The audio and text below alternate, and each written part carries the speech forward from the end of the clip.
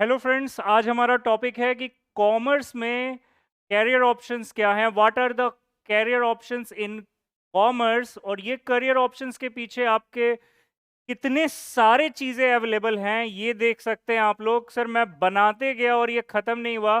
आप देख सकते हो कि सर आपके पास यहाँ पर एक स्लाइड अवेलेबल है और इस स्लाइड में आप देखो इतने सारे ऑप्शंस। मैंने मार्केट में रिसर्च किया और अराउंड 30 ऑप्शंस अवेलेबल है। मैं बस नाम आज बताऊंगा, बाकी अगर डिटेल्स चाहिए तो गूगल आपको करना पड़ेगा सर। लेकिन आप देख सकते हैं, आपको जो पसंद है आप फ्यूचर में उसे चुन सकते हैं। आइए सर एक एक कर कर देखते हैं। सर हमारा सबसे पहला ऑप्शन क्या है? सर सबसे पहला हमारे पास जो ऑप्शन है वो है सर चार्टर्ड अकाउंटेंट। अच्छा, ऊपर में एक वर्ड और लिखा हुआ है सर, मैथ्स के साथ भी और मैथ्स के बिना भी। यानी इन ऑप्शंस को आप सेलेक्ट कर सकते हो विथ मैथ्स और विदाउट मैथ्स। जहां मैथ्स इंपॉर्टेंट रहेगा मैं आपको बता दूंगा। फिलहाल सीए का कोर्स है, चार्टर्ड अकाउंटेंसी के कोर्स में फाउंडेशन का एग्जाम क्लियर करना पड़ता है और सीए फाउंडेशन यानी एंट्रेंस लेवल पर आपको मैथ्स की जरूरत पड़ती है। मर्चेंट बैंकर और इन्वेस्टमेंट बैंकर में आपको कभी भी मैथ्स की जरूरत नहीं पड़ेगी। चार्टर्ड फाइनेंशियल एनालिस्ट में आपको स्टैट्स का पार्ट निकल कर आएगा और स्टैट्स के पास उसके बाद आपके पास थोड़े ऐसे पॉइंट्स निकलेंगे जहां पर आपको मैथ्स के क्वांटिटेटिव या अप्लाइड मैथ्स की जरूरत पड़ेगी। एक्चुरियल साइंस में सर मैथ्स की जरूरत पड़ेगी, यहां पर मैथ्स बिल्कुल ही आपके लिए कंपलसरी रहेगा। कॉस्ट अकाउंटेंसी में अगेन आप जाओगे, फाउंडेशन का कोर्स करोगे तो आपको मैथ्स की जरूरत पड़ेगी। तो सर हमारे पास क्या क्या ऑप्शन आ गए करियर ऑप्शंस इन मैथ्स? सबसे पहले सर हमारे पास आ गया चार्टर्ड अकाउंटेंट। दूसरा हमारे पास आ गया इन्वेस्टमेंट बैंकर और मर्चेंट बैंकर। सर जो बंदे बैंक में जॉब करना चाहते हैं बड़े लेवल पर, ये नहीं कि सर छोटा क्लर्कियल लेवल है, सर ये बड़ा है, मैनेजेरियल लेवल पोस्ट होते हैं ये। चार्टर्ड फाइनेंशियल एनालिस्ट, जहां पर आप स्टैट्स और मैथ्स की अपने बारे में पढ़ाई कर सकते हो। उसके बाद आगे बढ़ते हैं सर एक्चुरी और एक्चुरियल साइंस, यानी जो बंदे बड़े बड़े एलआईसी हो गया, पीएफ ऑर्गेनाइजेशन हो गया, जब एलआईसी और पीएफ में करोड़ों करोड़ों क्या अरबों के फंड्स, बिलियन डॉलर्स के फंड आपके पास इकट्ठा हो जाते हैं, उन पूल ऑफ फंड्स को कहां इन्वेस्ट करना है ये डिसीजन देता है आपको एक्चुरियल साइंस। सर मार्केट में गिने चुने एक्चुरी मौजूद होते हैं और इस एक्चुरी का सर सैलरी मार्केट में हाईएस्ट होता है। यानी मार्केट में सबसे ज्यादा सैलरीड पोस्ट में से जो पर्सन आते हैं वो बंदे होते हैं एक्चुरी।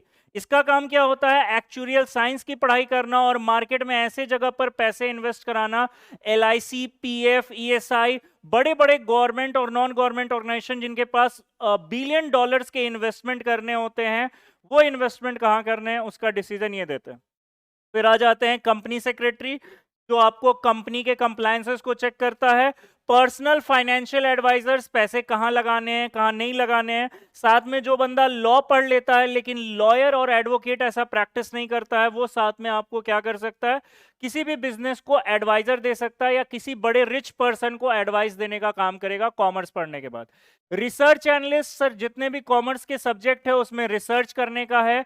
सर आज के डेट में रिसर्च एंड बिजनेस एनालिटिक्स, इसका भी बहुत ज्यादा आपके पास स्कोप है मार्केट में। यानी आरबीए के नाम से, रिसर्च एंड बिजनेस एनालिटिक्स के नाम से भी इसे जाना जाता है। सेल्स एनालिस्ट बन सकते हो, फाइनेंशियल एनालिस्ट बन सकते हो, आगे आने वाले जनरेशन में सबसे ज्यादा इनके डिमांड रहने वाले हैं।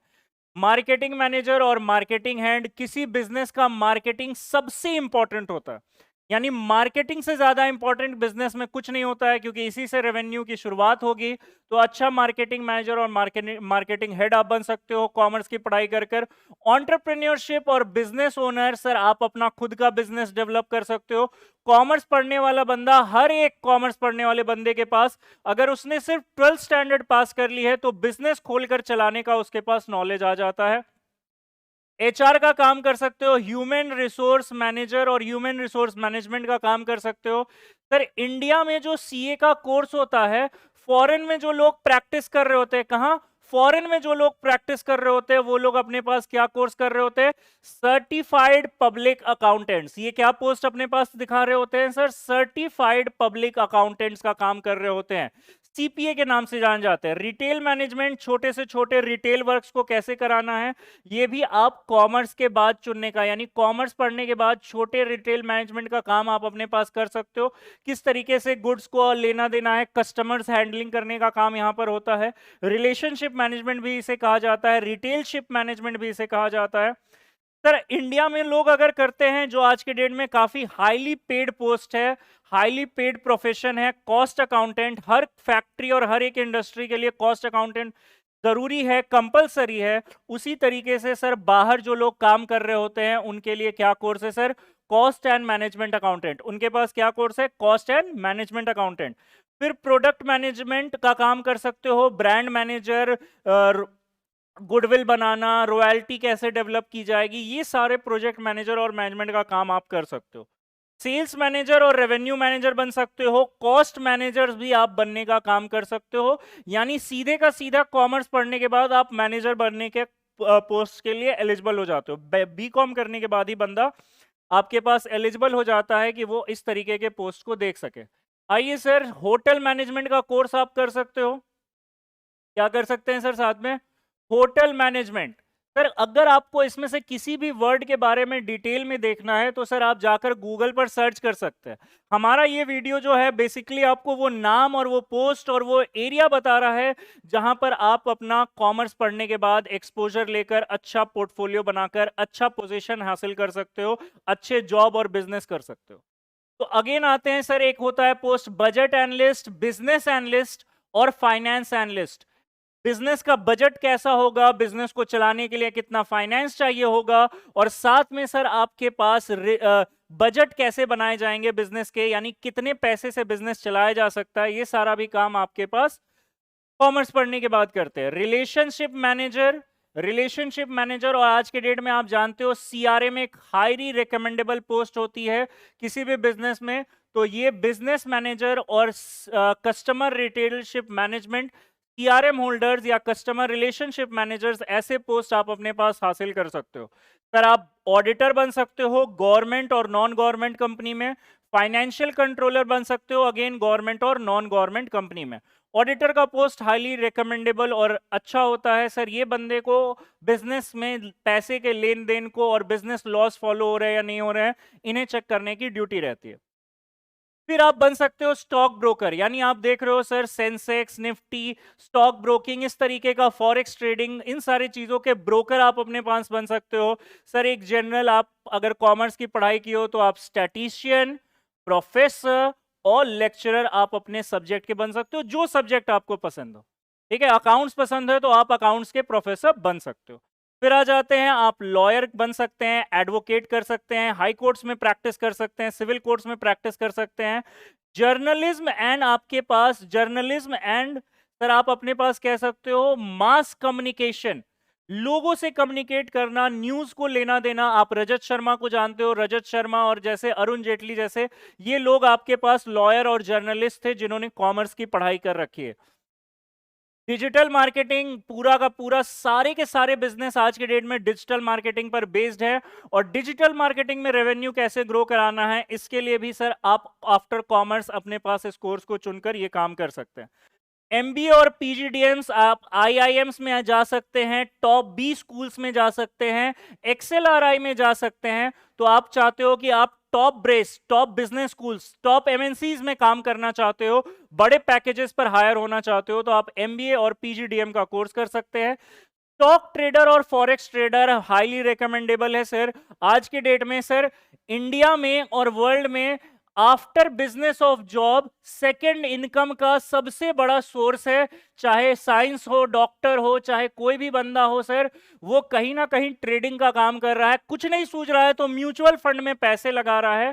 ठीक है, म्यूचुअल फंड का पैसा लगाने, यानी आप अपने पास वैल्यूअर बन सकते हो, म्यूचुअल फंड कंसल्टेंट बनने का काम कर सकते हो, एसआईपी और एफडी कंसल्टेंट भी आप बन सकते हो।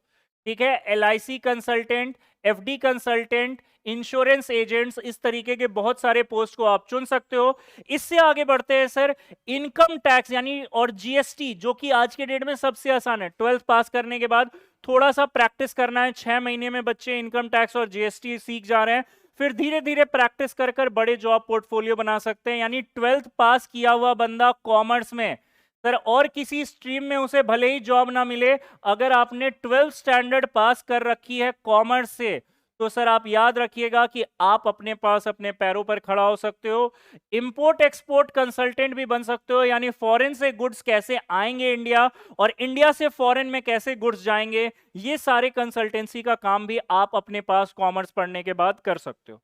तो बेसिकली सर आप यहां पर देख सकते हैं, सर इतने सारे ऑप्शंस अवेलेबल हैं। मैं लिखते लिखते थक गया। मैं अराउंड 30 पॉइंट्स पर 30 टॉपिक्स मैंने चुने और उसके बाद मैंने स्टॉप कर दिया। ये सारा लिस्ट आपके पास अवेलेबल है फ्रॉम 1 to 30। कुछ जगहों पर मैथ्स इंपॉर्टेंट है, एमबीए वगैरह करने जाओगे तो यहां पर भी सर आपको मैथ्स की जरूरत पड़ सकती है।